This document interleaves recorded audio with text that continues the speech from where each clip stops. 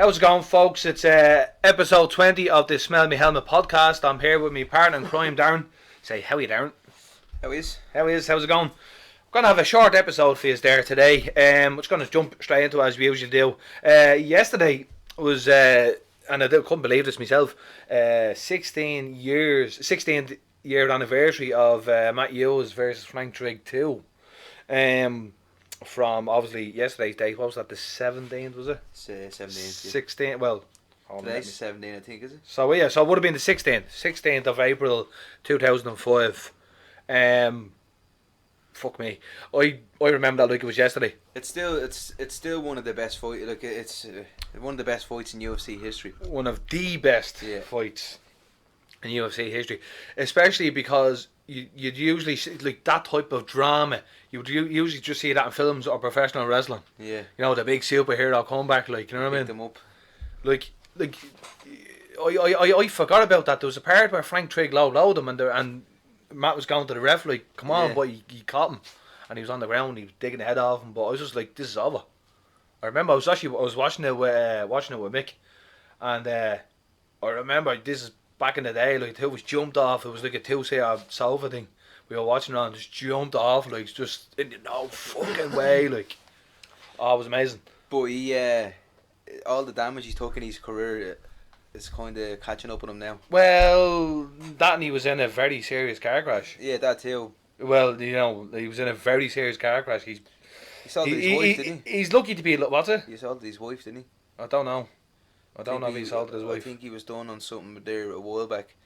Something to do, like he was, not the way Tony Ferguson was going a bit funny. Yeah, and I think it's to do with the blows to the head. Right. Well, I know, as I said, he was in a very serious that doesn't help either. No, but he had to learn to walk, talk, everything again. Yeah. Like, he was in a really bad way. I'm just gonna. What year was the crash? Well, I'm looking her up now. Yeah, because I'd say, like, that has a lot of that has a big part. It definitely is a big part to play, and that's definitely a factor. Just give me a second there.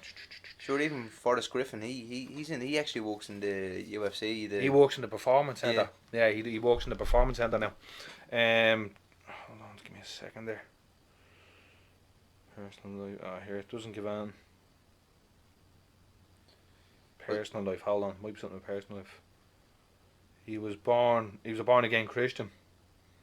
I regularly post Bible verses. Domestic violence allegations. In February 2019, Hughes. Now, this is Wikipedia, so you know what we said about Wikipedia before. It can be altered and stuff, so, you know, I'm just reading what I say in front of me here. In February 2019, Hughes' wife filed a restraining order against him after she accused him of several incidents of domestic violence. His brother, Mark Hughes, who was his twin. Yeah. I know, I only found out years later he was a twin. Also filed a restraining order against him, claiming that Matt choked his son and tried to destroy his tractor. Yeah, see. Hughes filed to divorce his wife on February 24th, 2019. In August 2019, Hughes' attorney revealed that the brothers had settled the case. But where's the? I wonder. I wanted. Hold on.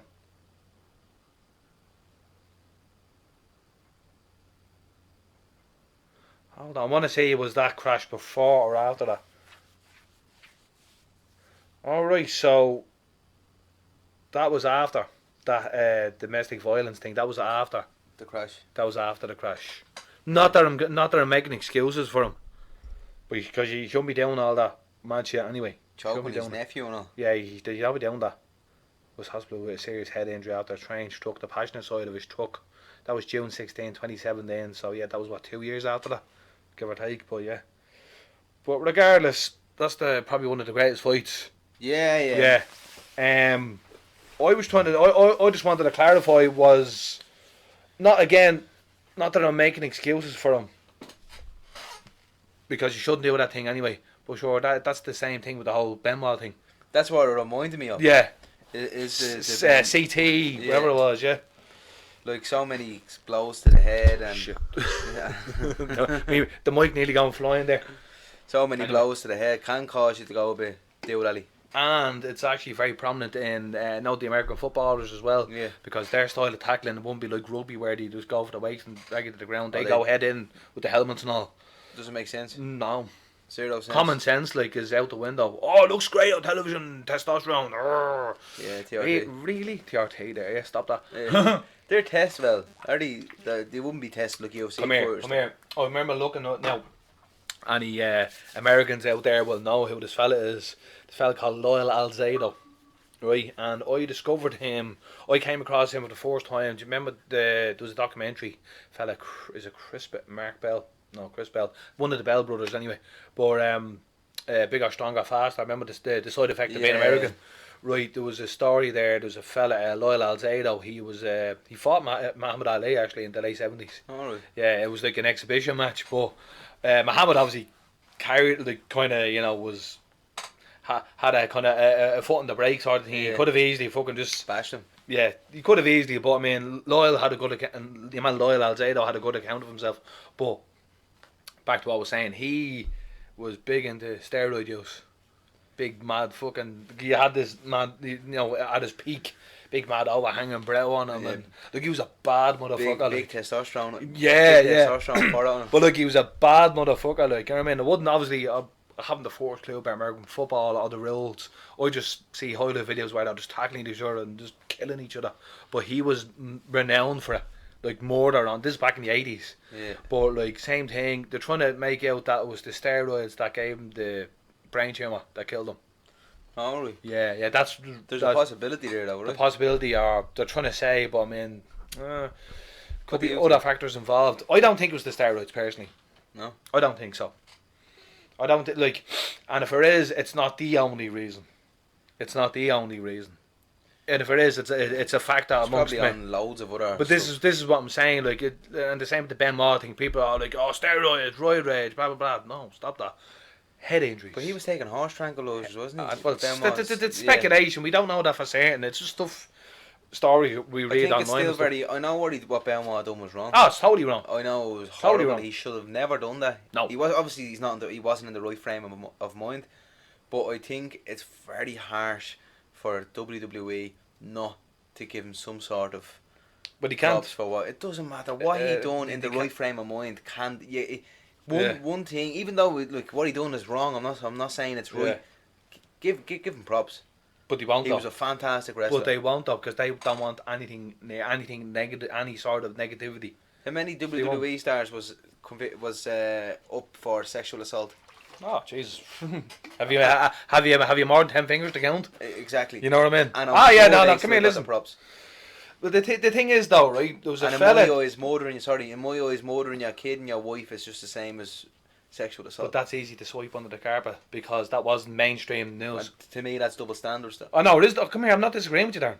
Yeah, no. No, but you kind of come across like I'm disagreeing with you. I'm not disagreeing with you. No, it just frustrates me that he was a fantastic wrestler and he doesn't get the credit he deserves. But those even though those allegations, I mean, everyone in the world, the Joe Soap in the fucking taxi can tell you about the whole Benoit thing. They can't tell you about the sexual allegations against fucking what's his name, Pat Patterson and all in the early 90s and stuff. But you know what I mean? This is what I'm saying, because that's more well known. They can't sweep that under the rug. Yeah, that's true.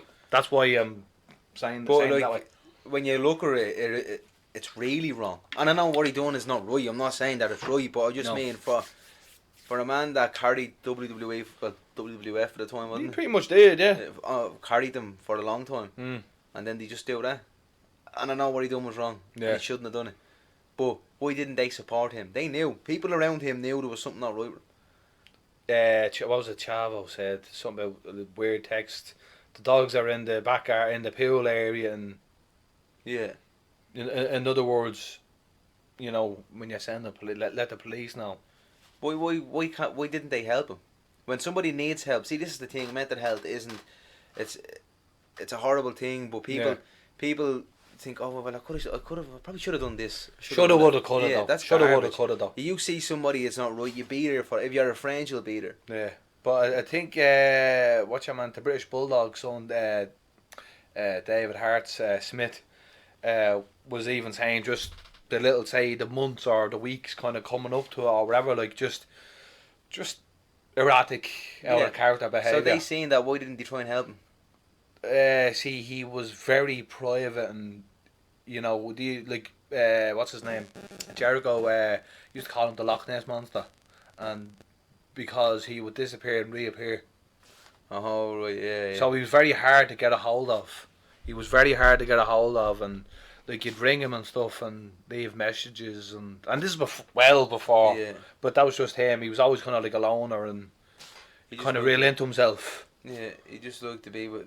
He just liked his own company. He liked his own company, and obviously he was with his family or whatever at the time. But head injuries, and because he did that diving headbutt, but he was the thing of real is better. He was told not to do that though. Oh, he many times. The Dynamite, there was a fella called the Dynamite Kid who used to be the British Bulldogs old tag team partner. Benoit was a fan of his growing up. He did a diving headbutt. And that's where you got that from. Exactly, but it was I only found this out. Well, not too long ago, say about 2 years ago, whatever it was, that he had told Benoit to stop doing the move. When he had when he'd been doing it for a couple of years, like because it's stop doing that. Because he's the Dynamite Kid is in a wheelchair. Really? From doing that move? Well, amongst other things like back injuries and just wrestling in general, because he had such a hard style, like that Benoit was trying to emulate, and now look what happened to him. Yeah, and he killed himself, though, didn't he? After he done the job on the family. It was double murder suicide. Fuck, that's tough. It is tough. And at the same time, I still think WWE should be supporting their wrestlers a bit more. Yeah, well, they have this, wellness policy stuff now. But yeah, that's for the public to see. But that was after that whole Benoit thing since 2007. But it's a little too late, though. It's like the age old thing, dropping your phone, smashing your screen, and then getting a case for afterwards. Yeah, it's like having a shower. Having a shower with a raincoat on, like fucking pointless. But it's mad though. It really is. But we'll move on there because it's as I said, it's a quick episode today. But what's going on with Fury Joshua, Dan? What's going on? What's going on there, like? I was watching a thing with Eddie Hearn last night. Yeah. They met up during the week. Right. And he had a good conversation with him. Yeah, good. The contracts are signed. I seen about they've agreed on location or something for the fight. So everything is basically, it's nearly across the line now. Yeah, but it has to, I'm a believer in don't count your chickens. Yeah. I'll believe them when they're touching gloves. Yeah. I've always said that, and I know friend of the podcast, Mick said the same thing as well. It's going to be good, though. Yeah. It's going to be one of the biggest fights in boxing. Oh, yeah, it has to happen. It has to happen, Darren. 100%. Like, it really has to happen. And then the winner should get White. Dylan White deserves a chance. Well, Dylan White's he's the interim WBC, so I mean, it's only fair, and then obviously deal with the respective mandatories or whatever. This is probably going to be one of the only fights AJ is going to be an underdog. Yeah, actually. So that's good to see. It's good if you're a betting man. Although he wasn't an underdog for the Ruiz rematch, was he? Was he an underdog for the? No, he wasn't an underdog. I don't think so. I don't think. Well, I'm not sure myself now either. I'm sure everyone knew he was going to beat Ruiz. Yeah, but see how slim he's looking now. He's looking quite slim. I think did they send you something the other day? Yeah, he's looking good. He's looking good. He's but he should have done that for. I know, but he should have done that, but I think he just got too comfortable after one fight. Yeah, that's crazy. Do you know why though? And I'm not just making excuses for him, but when you come from nothing, and like they do, and you get all that, you're gone. Your judgment is going to be clouded. Yeah. Your judgment is going to be clouded. What's even the point? I'm at the making everything. Yeah. So what's the point to keep going? Yeah, you kind of get to the mountain top and he's like, the only way is back down. Well, that's what they say. That's the age old kind of saying, though, isn't it, about that thing? Yeah, or you can keep going up. You keep going up. Like what Arnie used to say, even though I'm to the top of the mountain, I'm still climbing up. Yeah, and making new mountains. That's true. You know what I mean? That's the way to still climb up. I do think AJ is gonna win though. Yeah, for sure. That's why Arnie got to where he was, the bodybuilding mountain, you know what I mean, like there's other things, and the politics and the acting and whatever, like, but go on, you were saying about I do think AJ is going to win 5th round stoppage. I'm still 50-50 Darren. I'm still 50-50. I put a post up actually on my Facebook yesterday, and oh god, the hate for AJ is real. Really? Yeah. Oh, Fury's gonna bash him. Don't get me wrong. Love so Fury. These are the part-time watchers, are they? Casuals. They're only following Fury because they were depressed for the week and they can relate to him. What's it? Yeah. I said they're probably. They were depressed for a week. They're probably. They're probably. That's fucking cold blooded. I don't mean that in a horrible way. But, wasn't expecting that. But no, yeah, you know what I mean. Like shaking and all. Yeah. Yeah, no, that's the type of like that's you know what I mean. It's, double standards, hypocrite cunts. Yeah. Like, when he loses, they won't be on. And I knew he was gonna win. I did. No, nobody's bashing. Oh, Fury shy. Yeah, like so. Listen, I like both of them. Yeah, I do. I think Fury has a brilliant story. Oh yeah, I think the story is great that a man can come out and admit that he was so down that he was going to top himself. He was going to drive off a bridge. But I do think AJ's going to beat him. And I've been following AJ since 2012 Olympics, and I've always thought Fury was a bit of a gobshite. Like I was an AJ fan before I was a Fury fan. It took a while for me to come around with Fury now. In fairness. Yeah, I think after watching the Klitschko.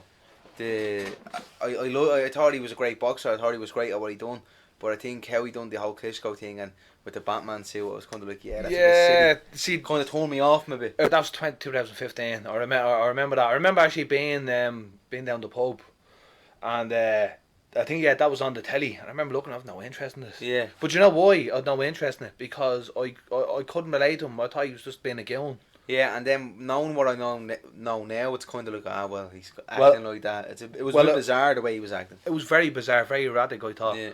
And obviously looking back now, in hindsight being 2020, retrospect, all that jazz, he was clearly tortured. Yeah. In his mind. But we're saying that no heavyweight is going to go unbeaten the way Floyd Mayweather did. No. Because it takes one punch in the heavyweight division. Yeah, exactly. And I think AJ can go either way. I don't think Fury will knock him out.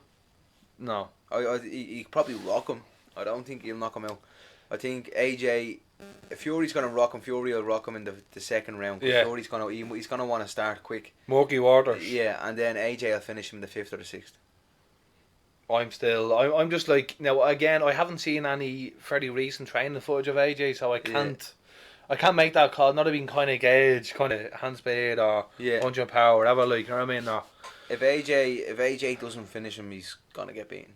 If he doesn't, within the 5th round? Within this, I'd say it goes to the 7th round, and if he doesn't finish him, I think. So just over the halfway. Yeah, I think Fury will just outbox him if he doesn't finish him. But you have to remember, he has a bit of soft tissue where that scar was before Fury. Oh. So if that opens up. Who's they fought? The German? Was that the German fella or the other Schwartz? That wasn't your man. Schwartz, was it? Because I know he had another fight. Remember, he had the 2 fights. It was meant to be a warm-up fight, but he got his eye busted. He got his eye busted open. Now, man was unbeaten as well. But remember, man, the Cutman, Braden, he earned his fucking dollar that day. He done a good job, didn't he? But he earned his dollar, like, and Fury looked after him for that, like, you know what I mean? Because he realised, listen, I could have lost. Yeah. You know what I mean? Tarnished his record. I'd say he would have been going mad at that. Yeah, imagine that fight getting stopped, like being undefeated and then a fight getting stopped on cuts. That's madness, though, isn't it? I know it does count as a stoppage, but it's like it's not your fault, you know. It's fucking madness. Like, but you put all your heart into training, and then that happens. Like, but I'll be I wouldn't be disheartened if AJ lost or Fury. I'd be happy if either one of them won. Because I like both. Someone has to win, someone has to lose. I'm leaning more towards AJ than I am. Yeah, I'm still 50-50, but I mean, I make next week, or I mean the next few weeks, I might have a different answer for you. I don't know. It's just it's hard to tell. Whoever gets the quickest start will win. Yeah, that's basically from the gate, like, you know what I mean, from like straight out the gate type of thing, you know. But I'm looking forward to the press conferences. The thing is, though, obviously we know Fury can fucking talk the talk and he can walk the walk, but AJ, I don't think he feed will. into it. He never really does. He just says, "I'll let me box and do the talking." Yeah. Although there was a bit of the last fight that AJ had, Pulev, remember there was words and. Yeah, but I think there was more to that. I think Pulev's an idiot anyway. He was being See what he done. No, what? Yeah, this was a couple of years ago. Right. Doing an interview with this female reporter. Right. And he just grabs her and gives her a kiss on the lips. That's when I was like, yeah, I don't like you anymore. Don't do that. No. Don't do that. No, me too. It's like you force yourself on the woman, like. Yeah, you got into trouble over it. Like. Of course you did. Yeah, you shouldn't. Of course you don't do that. But now I don't know the whole ins and outs. I don't know if your woman was being flirty off camera. Doesn't matter. It doesn't matter. But don't feed into it. Even if that's the case, don't feed into it. I just thought it was a bit like, that's very unprofessional. You're a boxer and you're getting an interview and you grab her and give her a kiss. I don't know whether it was on the lips, was it? I think it might have been on. I have to watch it later. Who was your one? Was that your one, Michelle Phelps? Your one, the inside? I don't think so. You know your one, the American. I thought she was very flirty with Billy Joe and Yeah, seen that. Yeah, I was like, here you yeah, but that's her though. I think that's just her, like. You want to stop that? Stop that! You'd be getting dick down. They'd be grabbing you now in a minute. Are we going grab it? Yeah. We're gonna stop that there. Yeah. We're gonna go grab. Jesus Christ. So I had a look at that Finding Jack Charlton last night, Darren. Oh, deadly, innit? Come here. Now, obviously, as we know, not the biggest football fan, but you don't have to be a football fan to watch it. No. That's the thing. You don't have to be. You just have to be Irish. I'm very proud of your country. Oh, you know what I mean? You could be proud in the Irish thing. 100%. They weren't all playing for the championship. No. And, like, don't get me wrong, some of the players are really good now, but Stephen Kenny. Yeah. I think that's his name, Kenny, is it? Who now? Who? The Irish manager now. I couldn't tell you. I haven't a clue. You're the football man, in fairness. Stephen Kenny. Excuse me. I think it's something like that anyway. Something Kenny anyway, probably. Yeah. He is going to be the next Jack Charlton for the Irish team. Right, so he's making moves. Yeah, they're playing more positive. They're playing really well. They're just not getting the goals or the results because they're striking is shit. So they obviously need a striker. They need a decent striker. Like they haven't. Aaron Connolly's plays for Brighton. He's alright. He's a bit like Shane Long, a bit of the next best thing, and then Shane Long. Yeah. Remember him? There's no one really there. The only person I could think of that would give an extra boost to the Irish team is Jack Bourne. He's from Ballybog. Jack Bourne, he played for Man City, and he actually captained Man City apparently. Yeah. He went out on loan to some team in the Netherlands. He done really well, but he was fucked around a lot. Ballybog, wasn't it? Yeah. He was fucked around a lot by a few of the coaches. Like he seems alright. Do you know what I mean? He doesn't seem like a gobshite. But the coaches were kind of like weren't giving him his game and you know him around. But I don't know the whole ins and outs. But that's what it looks like from the outside. Yeah. Then he went to Shamrock Rovers and he shorted like he got his career back on track. Now he's playing in Cyprus. Delhi. But Mick McCarthy actually signed him. Right. In Cyprus. Who? He plays for us. Apollo, is that what they call him? Apollos or something. Apollo, something like that. Okay, I'm probably butchering it, but yeah. Mick McCarthy signed him. Well, I think it was like a week later. Mick McCarthy got sacked. Really? Yeah, and then what the fuck? Then he signed for Cardiff. Signed Mick McCarthy. Right. In my head, I'm thinking if he had just waited and not signed him, and then just signed him for Cardiff, that would have got his career even more up. Because he would have been back and closer to home. I think he's out injured now. Right. But he's back. But he is. He's a really good footballer. He's 23. He's going to be. I can see him being the Ireland captain one day. This is the kind of the next generation of Ireland players. Yeah.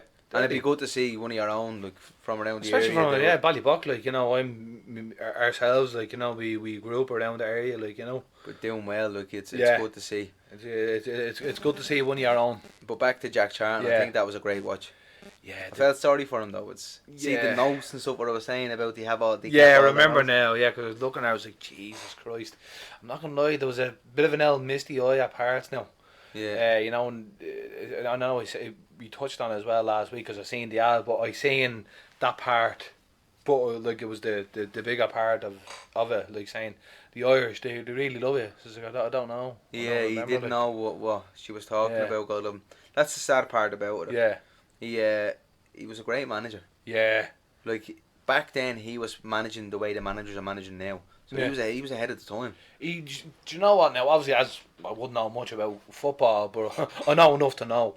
I'd like to think, and just like that style back then, like we brought to the forefront. I remember my dad, who wouldn't have been the biggest football fan either, like, but I remember when I think we qualified for the '94 USA '94, and my dad turned around and saying those foreign footballers won't be able for the Irish because we had a very straightforward. Just get the ball up the pitch, like, you know what I mean. That style. They were playing with the heart on the sleeves, though. On the sleeve, rather than the fancy footwork of say the South American teams or Italians or whatever. They had good talent. Yeah. But he had a lot of heart. Like that talent obviously helps. as well, but he just never gave up. He kept going. Yeah. Look, against Romania. Grit and determination. Yeah. But that's just like a real kind of typical Irish It's in you to mentality. be like that, though, isn't it? Yeah. Vikings and all. Warriors, Celtic Warriors and all. Yeah. See that McGregor out? What was it? Dig him in the mouth, yeah. I was like, Oh, no. Oh, actually, thanks for bringing that up. Actually, I've seen a thing. There's uproar. That's shit parenting. So listen, little dopes, right? Come here, Danny Rand here. Fucking, when I was a kid, if somebody hit me, my dad say, hit them back. Yeah. You know what I mean? If you don't hit them back, I'm going to hit you. I'm gonna, yeah. That's what I used to be told. That's what you thought. Yeah, if you don't hit them, I'm gonna hit you. So you better slap them. That's just the way it is in Ireland. That's how you're brought up. Especially around this neck of the world. You know what I mean? Like McGregor's son's probably going to go to private schools now. A boarding school or whatever. No, I wouldn't say boarding school. Nah, I'd say that's go bad. to a private school. Yeah, definitely private. Or maybe he won't. Maybe he'll send him to a public school. Imagine he did. Because he wants him to. He wants him to. Yeah. Go through what he went through. I think that would be a very smart thing to do, because if you ever, there's one thing we all know, children of really big famous sports people or celebrities in general, Brooklyn Beckham. Yeah. I think did I send you a picture? Yeah, a picture of him and his dad now that beach with the tops off. And someone goes, I thought that was Victor. I thought that was his mom. Little Holocaust nipples on him. Damn it!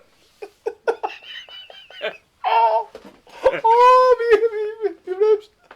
Oh my god. I'm only joking. Oh, Darren with the Holocaust jokes. Yeah, right. Oh. Yeah, image of his man.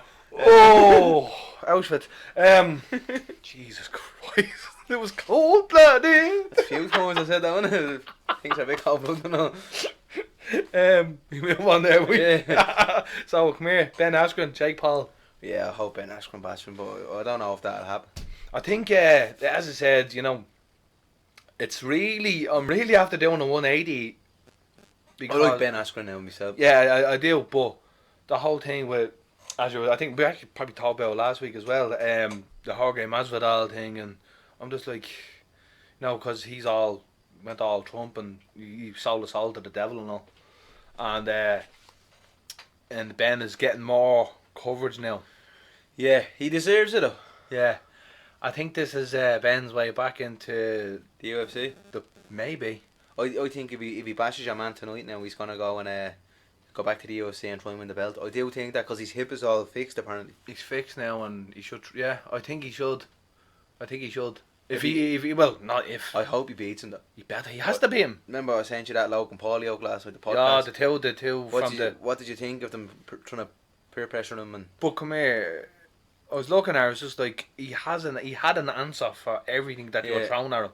They were throwing shit at him, and they were throwing chicken shit at him, and he was coming up with chicken salad. Yeah, that's you know exactly what I mean? it. Yeah, exactly. And then like, we have a ring here. I could beat you sparring. But like, they're not trying to bully him. Yeah, wrestle him. Do an MMA fight with him. See what happens. High up into a fucking pretzel. He'll break your arm. Kill you. I don't like that. I don't like that bullying tactics. Yeah, but that's what it was, and then it just shows what type of people they are. So that's why after this fight, when Ben Askren beats that little fanny that he is, fuck off. Go back off onto your YouTube. Onto your YouTube channel, which are fucking so many million subscribers. You and your receiving hairline. Receiving hairline. I hate him. Oh, he's a bleeding gun. But yeah. He's a spa. I don't like him because I don't think it's good for boxing.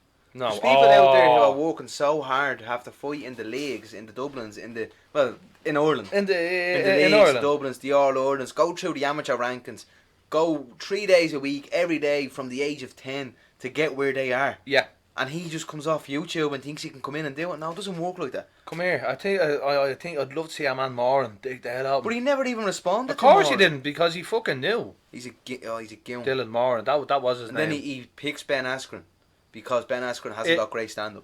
Exactly, and that's all that is. But come here, it's a smart thing for him to do, right? And then next will be Dylan Dennis. Yeah. Then Dylan Dennis will beat him if Ben Askren doesn't beat him. Yeah. Dylan Dennis has to beat him. He has to, yeah. Well, come here. Although I did see the when Ben unveiled his actual boxing ability. Yeah, he looked alright. On the pad work with your man. His hands need to be up, as you said, a small bit He needs more. to put them up higher. That's all. Like that's the. Would I say it's my only criticism? I mean, he's decent snap.